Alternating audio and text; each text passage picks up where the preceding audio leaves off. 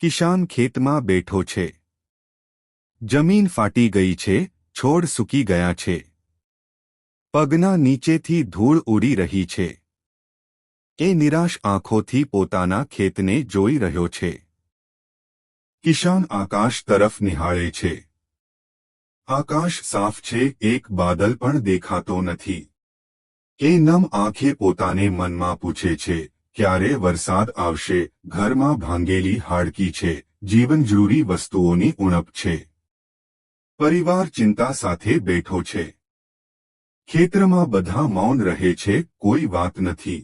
કિસાન બે હાથ જોડી વરસાદને પ્રાર્થના કરે છે. સૂકી ખેતી જોઈ કિસાનનું હૃદય કાપે છે. પરિવારની ચિંતા સતાવે છે. કિસાન એક તૂટેલા ફૂટેલા ઝૂંપડામાં બેસી એ સૂકી ખેતીને જોઈને વિચારે છે, આ દુકાળમાં કેમ પૂરું પાડીશ? દિવસ પછી દિવસ પસાર થવા લાગ્યા, પણ હજી સુધી ક્યાંય વરસાદનું એંધાણ જ દેખાતું નહોતું. પણ એ કિસાને આશા ન છોડી. એ પરિવારને હિંમત આપતો કહેતો કે વરસાદ આવશે. એ સૂકી ખેત પર કિસાનની આજુબાજુ વરસાદની બૂંદો એક દિવસ ક્યારે ક્યારે પડે છે. લાગે છે કિસાનની ઉદાસી ન જોવાણી. કિસાન બહુ ખુશ દેખાય છે. તેમની ખેત પર લીલીસમ હરિયાળી ઉગતી આવે છે.